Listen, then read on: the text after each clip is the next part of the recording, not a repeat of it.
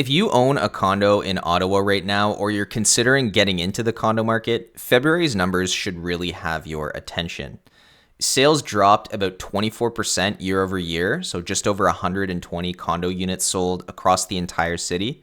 And that's the lowest February we've seen since 2017. The benchmark price also slid to 385, down almost 3% year over year. So what's actually going on? What's driving this in the Ottawa condo market? And should you be concerned? Let's get into the stats.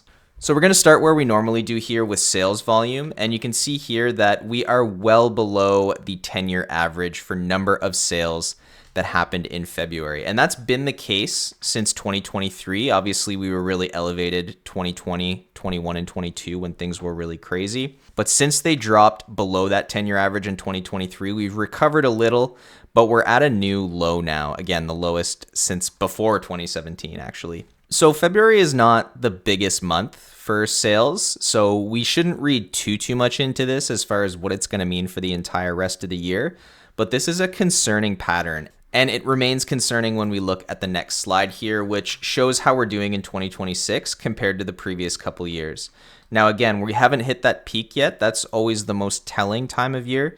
But we can see we're kind of starting below the 8 ball here. Like, sales have gone up since January, which is normal. We expect more sales activity as we approach the spring. But compared to the previous couple years, things don't look great. Now, this next slide here tracks the number of active listings sitting on the market at the end of the month. So a higher number of active listings generally means the market's a little bit slower because stuff isn't selling and it's sitting month over month.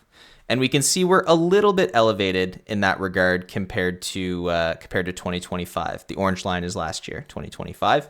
But again, over the next couple months, we'll see if that trend kind of continues. We can see February we were actually getting a little bit closer to 2025. So maybe those lines will cross over and the inventory situation in 2026 will look a little bit better. But we can see here the months of inventory is 5.02 months.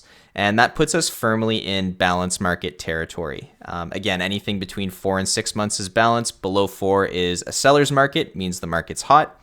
And anything above 6 months is a buyer's market, which means buyers have all the leverage. Listings are sitting for a long time.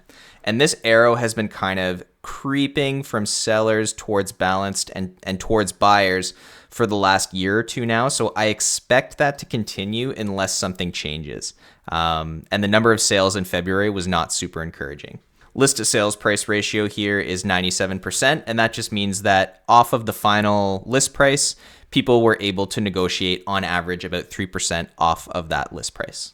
Looking quickly as well at days on market. So this is, again, a good indicator of what the market's doing and how long stuff is sitting for. And we can see, again, we're kind of behind the 8 ball here for this blue line, which is 2026. We always expect days on market to be a little bit elevated in the early part of the year. It's stuff that's left over from Christmas. A lot of the time, it's often not the best inventory.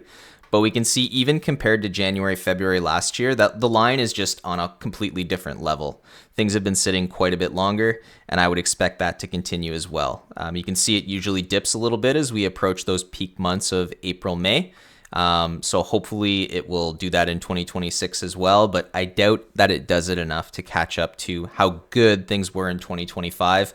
And frankly, 2025 wasn't a great year for the condo market either. Now, looking at price, which is often the most important thing to most people, we can see that we're actually up benchmark price compared to January, but that's a common pattern. If you look back to previous Januaries, there's usually a jump between January, February, and March as things start to get a little more active.